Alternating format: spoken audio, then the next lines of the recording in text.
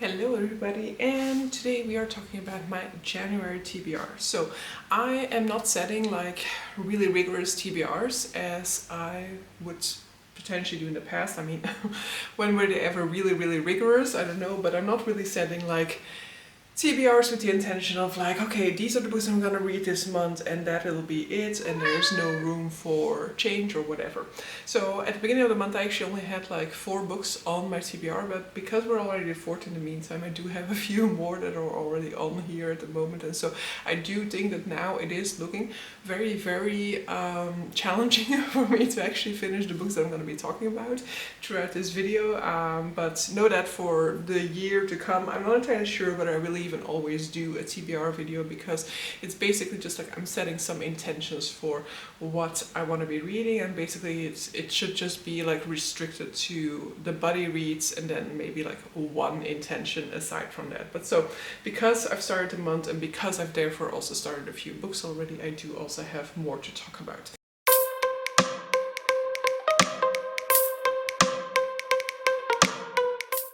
First up, let me just talk about a book that I don't actually physically own here, and that is The Wishlist. I've forgotten who it is by.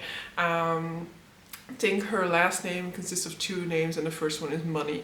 But this is a audiobook that I'm listening to at the moment, and to be fair, I don't really know too much about it except for the fact that we are following a woman in her 30s somewhere. She has never really had a steady relationship, and her mother has sort of given up almost on her, and so she has given her like 4 sessions with a psychic, and basically that woman has now given her the assignment to kind of like make a wish list of what she looks for in her perfect sort of like match, and lo and behold, the next day somebody shows up in the bookstore that she works at, and he seems to be ticking off some of these boxes. So this is just like the casual read that I'm listening to while I'm going to work. I'm not really all that engaged with it yet, and I'm already like a quarter of the way into it, but I thought I'd mention it since, you know, I'm already reading it at this point in time. So at this point in time I know that this is a book that will be featured in my January wrap-up.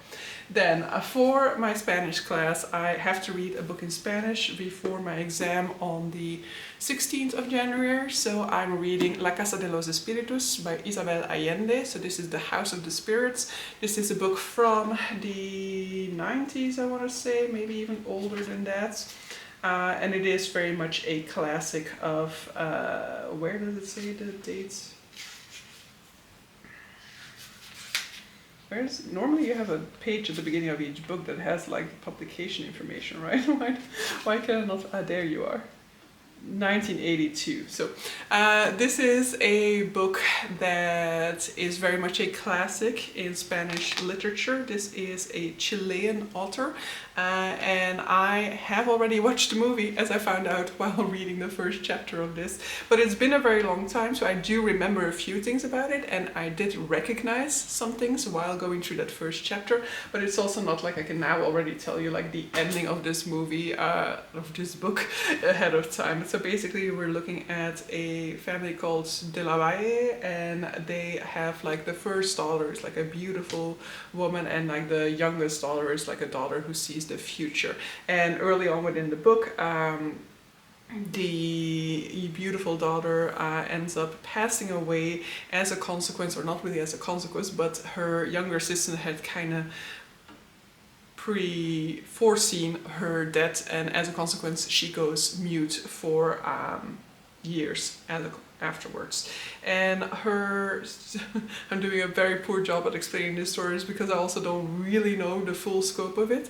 But so her older sister, the one who has just passed away, was engaged to a guy called Esteban, and so I believe we will mainly be following Esteban and then the younger sister Clara throughout this story.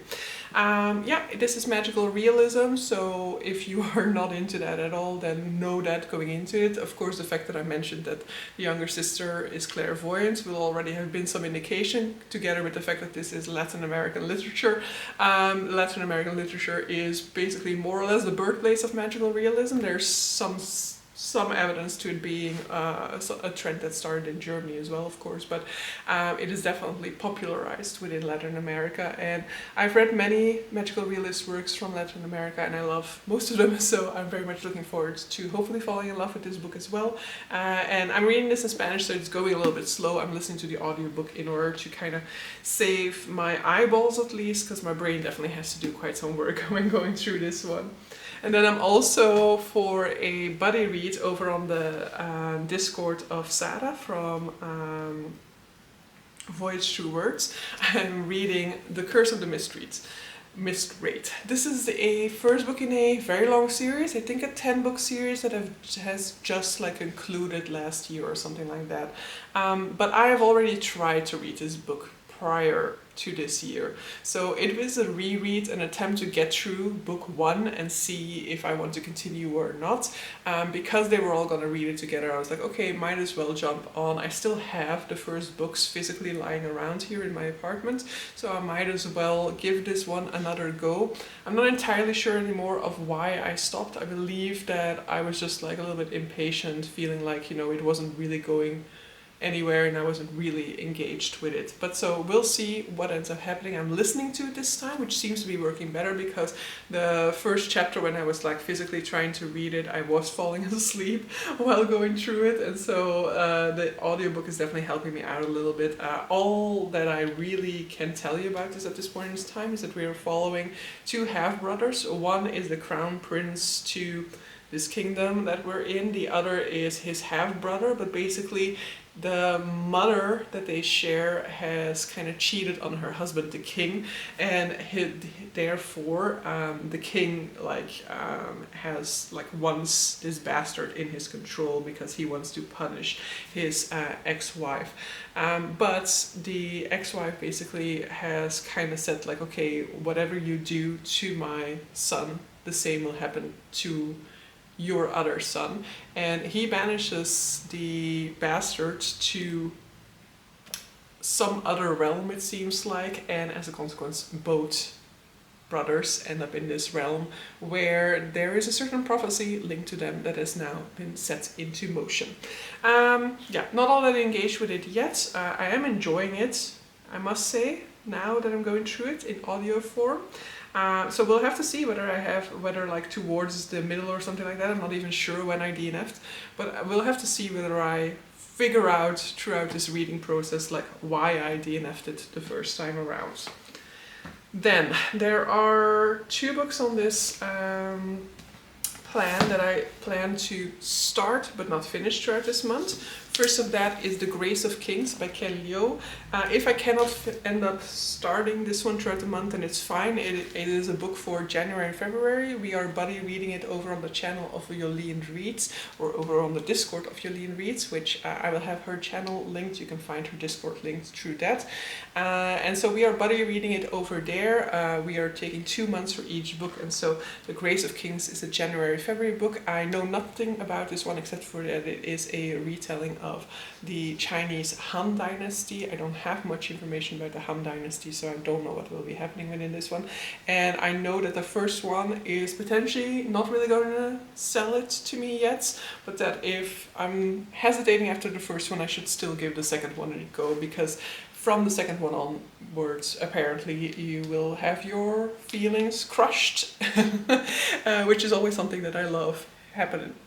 I mean, I don't love it in the moment, but I love to see that happen with a book. That's always like steering towards 5-star territory when that happens. So I hope that that will also happen for me. So this one I will already start in the month of January, but I am not intending to finish it this month. So just a mention there. And the other one that I will start but not yet finish is The Great Derangement, Climate Change and the Unthinkable by Amitav Ghosh. So this is a non-fiction. I'm reading this one for the Climate read-along, which is a book club that is hosted by Barbora from Bookworm Wonder. I will have her channel linked down below as well. And so for January, February, the book is A Great Arrangement, and I will be tackling this first part within the month of January, and then the second and third part will be for the month of February.